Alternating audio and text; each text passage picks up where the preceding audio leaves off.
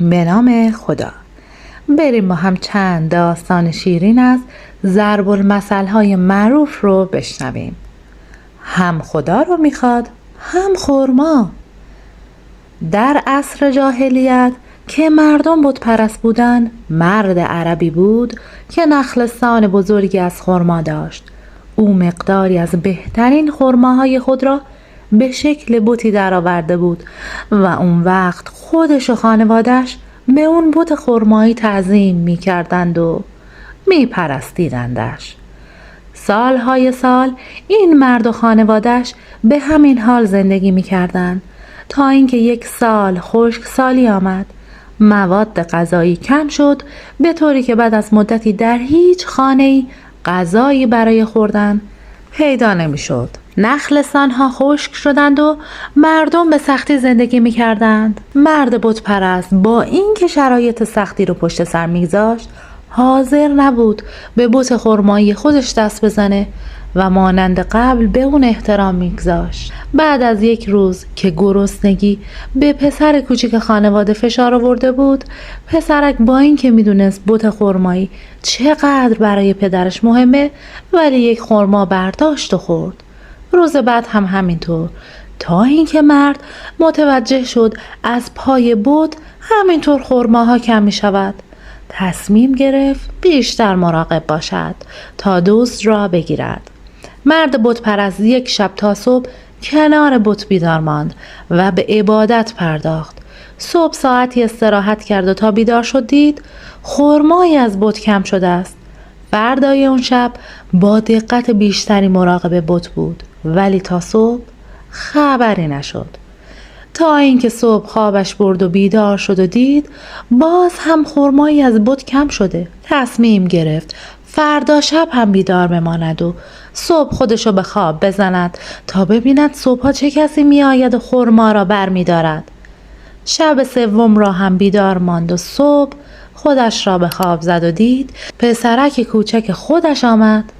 خرمایی که از پای بت برداشت و پاورچین قصد فرار کردن داشت که مرد از خواب بیدار شد و از پشت بغلش کرد و گفت چه کار میکنی؟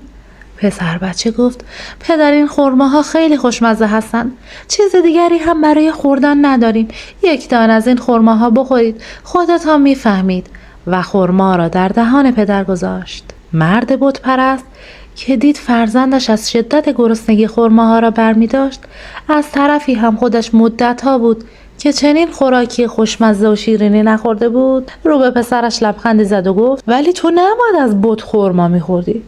پسرش گفت پدر شما هم از خرمای بت خوردید. پدر گفت بله من هم خوردم، ولی ما نباید خدای خودمان را بخوریم. پسر گفت پدر شما هم خدا را می‌خواهید هم خرما را، تازه ما می‌توانیم خرماها را بخوریم تا از گرسنگی نمیریم. هر وقت هم خشکسالی تمام شد دوباره نخلستان‌ها پر از خرما شد، یک خدای تازه بسازیم. مرد یک دفعه از جایش بلند شد و گفت بهترین کار این است که این بت خرمایی را در این شرایط بخوریم. اینجاست که میگویند هم خرما رو خواست و هم خدا رو. حالا میشنویم داستان کار امروز به فردا مسپار. در روزگاران قدیم مرد تنبلی زندگی میکرد که در کارهای زندگی خود تنبلی میکرد. کار امروز را به فردا، فردا را به پس فردا مینداخت. تنبلی او به اندازه‌ای بود که حتی کارهای کوچکی که انجامشان نیاز به زحمت زیادی نداشت را هم پشت گوش میانداخت و با خودش میگفت حالا ولش کن، وقت بسیاره و بعد اون رو انجام میدم. کارهای کوچیکم میموند و با کارهای کوچیک دیگر به هم میخورد و مشکلات بزرگی درست میکرد. از قضای روزگار در کنار خانه این مرد درخچه کوچکی رویده بود که شاخه هایش پر از خارهای تیز و بارنده بود. درخچه بسیار بی‌خاصیت بود که فقط خار خودش را به دست و پای این و آن فرو می‌کرد. از اونجا که این درخچه سر راه مردم رویده بود، هر روز گروه زیادی از کنار اون رفت آمد می‌کردند و باعث آزار و اذیت مردم شده بود. لباس‌های مردم به خارهای تیز این درخچه گیر می‌کرد و پاره می‌شد. رهگذران هر روز به اون مرد تنبل تذکر می‌دادند که این درخچه بی مصرف را از کنار در خانه خودش برداره. مرد تنبلم در پاسخ آنها میگفت چشم، حتما فردا اون از ریشه در میارم و دور میندازم. اما فردا میرسید و باز درخچه سر جاش بود. مردمم دائم میومدن و به اون تذکر میدادن. اونم همیشه قول میداد که فردا اونو از ریشه در بیاورد. روزها، هفته ها و ماه ها گذشت. درخچه بزرگتر و قویتر شد و شر محکمتری به بار آورد. مرد تنبل قصه ما هم هر روز تنبل و تنبلتر می شد. درخچه آنقدر بزرگ شده بود که بریدن اون یا از ریشه در آوردنش نیاز به توان و زحمت زیادی داشت که از مرد تنبل ساخته نبود. بالاخره کار به جایی رسید که مردم بهش گفتن اگر درخت خاردار رو هر چه زودتر سر راه برنداری از تو شکایت میکنیم. عاقبت هم همینطور شد. مردم نزد حاکم شهر از اون شکایت کردند. حاکم دستور داد تا مرد تنبل رو بیاورن. حاکم به اون گفت مرد تنبل که آوازی تنبلی در تمام شهر پیچیده، چرا اون درخت خاردار رو از کنار خونت بر نمیداری؟ چرا باعث اذیت و آزار مردم شدی؟ مگه نمیبینی هر روز گروهی از مردم لباساشون پاره میشه، دست و پاهاشون زخمی میشه؟ چرا به این همه اعتراض مردم توجه نکردی و تا به حال اونو از بین نبردی؟ مرد تنبل گفت من هم که به همه معترضان گفتم که اون درخت رو هر چه زودتر خواهم برید. حاکم گفت اما مردم مدعی‌اند که مدت هاست از تو همچین درخواستی کردند و تو همیشه امروز و فردا کردی. این زمان آنقدر طولانی شده که یک بوته ضعیف کوچک به یک درخت تناور و بزرگ تبدیل شده. مرد تنبل گفت چشم، دیگه تکرار نمیشه، همین فردا اونو قطع میکنم. حاکم خندید و گفت ای مرد، دست از تنبلی بردار. چرا فردا؟ همین امروز این کار رو انجام بده تا خیال مردم راحت شود. به تو نصیحت میکنم که در تمام کارهای زندگیت دست از امروز و فردا گفتن برداری. از من بشنو، هیچ وقت انجام کارها را چه کوچک چه بزرگ به فردا موکول نکن. همین حالا برو اون درخت خاردار رو قطع کن. چند نفر که برای شکایت از مرد تنبل نزد حاکم اومده بودن به تنبلی ها و امروز و فردا گفتن های مرد تنبل میخندیدند، اونو مسخره میکردند. یکی از اونها گفت فردی که من میشناسم اصلاح شدنی نیست. اون به تنهایی نمیتونه این درخت ها رو ببره. باید دست به دست هم بدیم و اون درخت رو ببریم و ریشش رو بسوزونیم تا خلق خدا آسوده خاطر شود. مرد تنبل از این حرف بسیار ناراحت شد و گفت حالا که درباره من اینطور فکر میکنید، من همین الان میرم و به تنهایی اون درخت رو قطع میکنم. مرد تنبل این رو گفت، به خانه رفت، تبری برداشت و به جان درخت خاردار افتاد. چند ضربه که به درخت زد متوجه شد که بریدن اون درخت کار بسیار سختیه. تنه درخت انگار از آهن بود و تبر اصلا در اون فرو نمیرفت.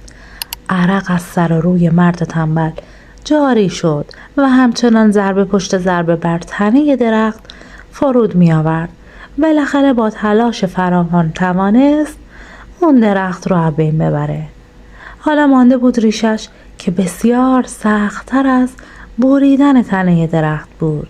مرد تنبل که مشغول کار بود دید همسایه ها بیل و کلنگ در دست به کمکش آمدند. آنها هم آمدند و گفتند تو درخت رو بریدی و حسابی خسته شدی، ریشش رو هم ما در می آوریم. همسایه ها با کمک هم ریشه درخت رو در آوردند و سوزاندند و مردم محل از اون به بعد با خاطری راحت از اون مسیر عبور کردند. مثل سگ پشیمونه. روزی روزگاری سگ تنبل و بیکاری در دهی زندگی می کرد. این سگ بیکار همیشه گرسنه بود و هیچ وقت یک وعده سیر غذا نمیخورد، چون باید کسی دلش به حال اون میسوخت و تا تکه گوشت و استخوانی برایش میاندازد، یا یکی از زنهای همسایه اضافه غذای شب گذشته رو که میخواست دور بریزه جلوی سگ میگذاشت. بعد از چندین سال سگ از این وضعیت خسته شد و خواست به دنبال کاری برود تا غذای ثابتی داشته باشد. با خود گفت میتوانم سگ پلیس شوم.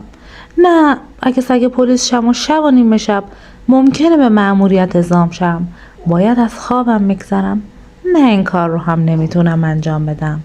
بعد با خودش گفت یکی از دوستانش که سگ نگهبان است، آن سگم از کارش و اوضاعش خیلی راضیه. تمام شب و بیداره و کل روز رو میخوابه. با خود فکر کرد و گفت نه، اینطورم که نمیشه. من شبا رو باید بخوابم. بعد به دنبال کاری باشم که روزها باشد و شبها را استراحت کنم. در همین فکرها بود که یک گله گوسفند را دید که از ده به چرا می رفتند. 3 سگ به همراه چوپان این گله را هدایت می کردند. سگ داستان از یکی از سگها پرسید کار شما چیست؟ گفت ما باید مواظب گوسفندان باشیم تا حیوانات درنده به آنها نزدیک نشوند. صبح تا غروب مراقب این گوسفندان هستیم و شب را استراحت میکنیم. سگ تنبل به این فکر میکرد که این کار خواب و خوراک خوبی دارد و خواست به دنبال این کار برود. و خب ولی این روستا که سگ مواظب گله داشت، تصمیم گرفت آن شب را استراحت کند، فردا صبح به راه بیفتد و به روستاهای اطراف سر بزند تا اگر آنها سگ نگهبان گله ندارند برای آنها کار کنند. آن شب را خوابید.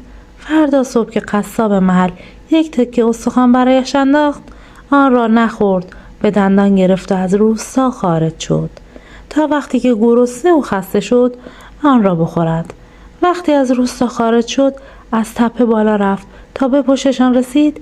کم کم نزدیک رودخانه می شد و بسیار تشنه بود.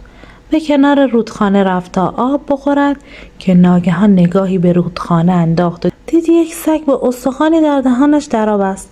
با خود فکر کرد که اگر آن استخوان را به دست آورم مدت بیشتری می توانم سیر بمانم و روزهای بیشتری رو می تونم دنبال کار بگردم. با این فکر سگ خود را به داخل رودخانه پرت کرد تا استخوان سگ داخل رودخانه را بگیرد.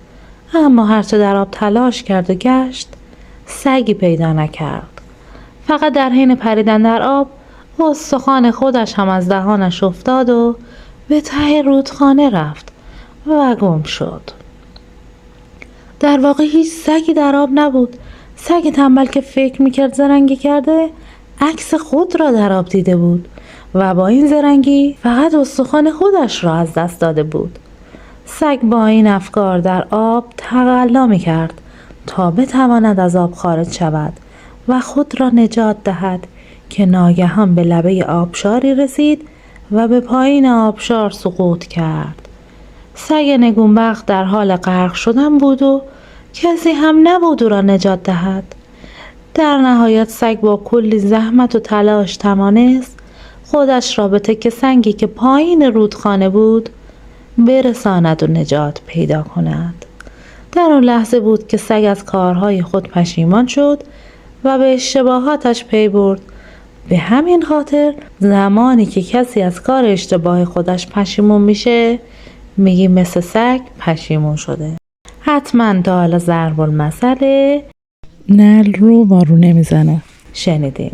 حالا داستانشو با هم گوش بدیم. روزگاری دزدی که تمام عمرشو با دزدیدن اموال مردم گذرانده بود تصمیم گرفت یک دزدی بزرگ انجام بده و به خزانه حاکم دست برد بزنه.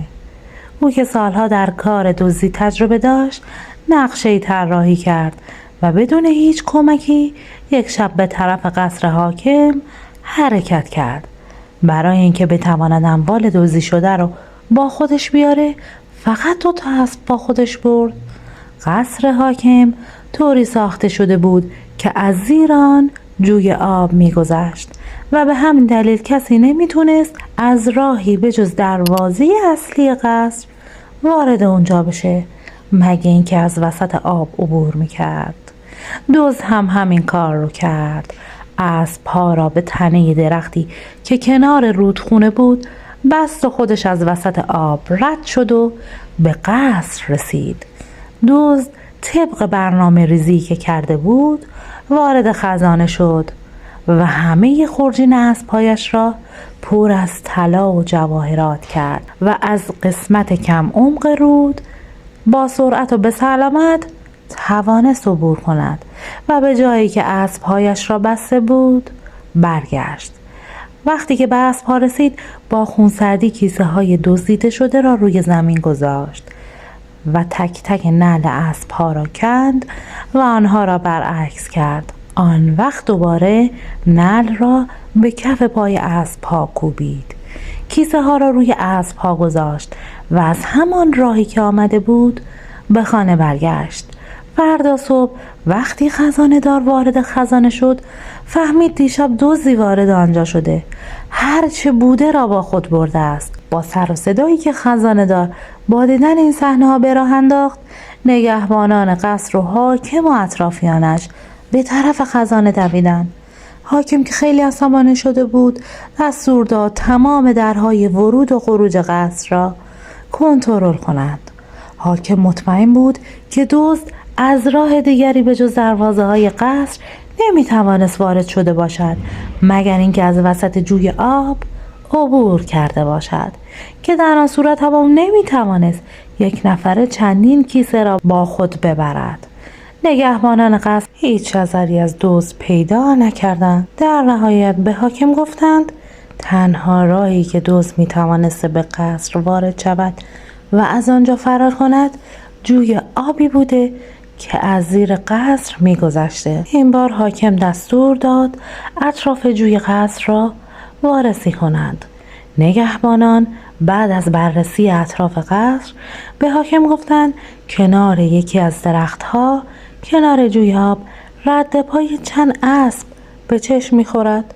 حاکم از شنیدن این خبر خیلی خوشحال شد. دستور داد یکی از کارکنان استبل دربار که در یافتن رد پای اسب‌ها سابقه داشت رو به اونجا ببرن تا با بررسی رد پای اسب‌ها به محلی که اونها برگشتند برسند و بتوانند به راحتی دزدی که حاکم او را ساده لوح می‌دانست دستگیر کنند. نگهبانان قصر به سراغ آن کارگر اسب رفتند و او را به محلی که اسب‌ها بسته شده بود بردند تا مسیر برگشت دزد را پیدا کنند. کارگر اسب وقتی به محل رسید از اسبش پیاده شد و به دقت شروع به وارسی رد پای اسب‌ها روی زمین کرد. بعد از کمی بالا و پایین رفتن گفت من اولین بار است که چنین چیزی می‌بینم. اینجا رد پای اسب وجود دارد که وارد قصر شدند و از قصر خارج نشدند. من نمیدانم این 4 اسب چجوری از این جوی آب رد شدند و وارد قصر شدند. حالا این اسب‌ها کجای قصر هستند؟ حاکم با شنیدن این خبر دستور داد نگهبانان وجب به وجب قصر را بگردند تا نشانی از آن 4 اسب پیدا کنند.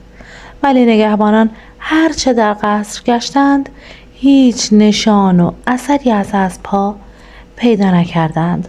در واقع حاکم نتوانست هیچ نشانی از دزد پیدا کند. مدت‌ها از این دزدی گذشت ولی هرچه حاکم و درباریان به دنبال دزد و نحوه دزدی که کرده بود گشتند هیچ پاسخی برای پرسش‌های خود پیدا نکردند تا اینکه سالها بعد خود دزد که پیر شده بود یک روز اعتراف کرد که دزدی آن روز خزانه پادشاه کار او بوده است. بله این هم داستان نعل رو وارونه میزنه که با هم شنیدیم. داستان ضرب المثل یک صبر کن و 1000 افسوس مخور. پادشاهی بود که همه چیز داشت اما بچه نداشت. سالهای سال بود که ازدواج کرده بود اما خدا به او و همسرش فرزندی نداده بود. پادشاه و زنش از اینکه بچه نداشتند خیلی غمگین بودند. این پادشاه عادل و با انصاف بود. مردم کشورش او را دوست داشتند، به همین دلیل همه دست به دعا برداشتند و از خدا خواستند که به او یک بچه بدهد. خدای مهربان دعای مردم را مستجاب کرد و یک روز خبر در همه جا پیچید و دهان به دهان گشت که خدا به پادشاه یک پسر داده است. همه از شنیدن این خبر خوشحال شدند و خدا را شکر کردند. پادشاه و زنش خیلی خوشحال بودند. در سالهایی که پادشاه بچه نداشت، سرش را به یک راسوی خوشگل گرم کرده بود. راسویی که پادشاه داشت یک حیوان تربیت شده بود. 1000 جور پشتک و بارو میزد و کمی از غم بی‌فرزندی پادشاه و زنش را کم میکرد. همه فکر میکردن که بعد از به دنیا آمدن پسر پادشاه، او دست از سر راسو بر میدارد و راسو را میفرستد توی جنگل تا بقیه عمرش را میان حیوانات جنگلی بگذراند. اما اینطور نشد. پادشاه باز هم راسو را که یادگار دوران تنهاییش بود دوست داشت. گاهگاهی خودش را با دیدن بازی‌های راسو سرگرم می‌کرد. فرزند پادشاه دایه و خدمتکار داشت. همه مواظب بودند که او به خوبی رشد کند و بزرگ شود. اما از آنجا که حساب و کتاب آدم‌ها همیشه درست از آب در نمی آید، یک روز ظهر که دایه های فرزند پادشاه از خستگی خوابشان برده بود، مار بزرگ و خطرناکی از میان باغ قصر پادشاه خزید تا به پنجره اتاق پادشاه رسید. مار آرام آرام وارد اتاق شد. یک راست رفت به طرف گهواره پسر یک دانه پادشاه. راسو همان دور و برها در حال بازی بود. خزیدن مار را دید و پیش از آن که مار به بچه برسد به روی مار پرید و جنگ همیشگی مار و راسو شروع شد. راسو کمر مار را گرفت و آنقدر به این طرف آن طرف کوبید تا تونست مار رو از پای در بیاورد. از صدای جنگ و جدال مار با راسو، خدمتکار مخصوص پسر پادشاه از خواب پرید. چه دید؟ مار مرده را که روی گهواره کودک افتاده بود ندید، اما تا چشش به راسو افتاد که با دهان خونین از توی گهواره بچه بی زبان بیرون می آید، جیغی کشید و فریاد زد و گفت ای وای، راسوی حسود بچه پادشاه را خورد. با داد و فریاد زن خدمتکار همه به اتاق بچه دویدند. آنها هم راسو را در حالی که دهانش خون‌آلود بود دیدند. پادشاه هم با خشم و غضب از راه رسید و داد و فریاد و گریه و زاری ها را که دید و شنید، شمشیر کشید و راسوی بیچاره را 2 نیم کرد. در حالی که مثل همسرش به سرش میزد و گریه میکرد، بر سر گهواره فرزندش رفت. همه اطرافیان پادشاه گریه کنان به طرف گهواره رفتند. چه دیدند؟ چیزی که باور نمی کردند. بچه زنده بود و می خندید و ماری تکه پاره شده هم روی اون افتاده بود. همه انگشت به دهان و حیرت زده ماندند و فهمیدند که راسو نه تنها حسودی نکرده، بلکه جانش را هم به خطر انداخته تا بچه بیگناه را از نیش مار نجات دهد. پادشاه از اینکه بدون جستجو و پرسش جان دوست تنهایش را گرفته بود غمگین و پشیمان بود، ولی چه فایده که پشیمانی سودی نداشت و راسوی با وفا را زنده نمی کرد. از آن روز به بعد پادشاه برای از دست دادن راسو افسوس می خورد و به اطرافیانش می گفت یک صبر کن و 1000 افسوس مخور. بله دوستان و همراهان عزیزم، داستان این چند ضرب‌المثل معروف رو با هم شنیدیم. امیدوارم که از شنیدنش لذت برده باشید. خوشحال میشم چنل منو سابسکرایب کنید و زنگوله رو روشن کنید که زود با خبر بشید. این ویدیو رو لایک کنید. شبتون بخیر.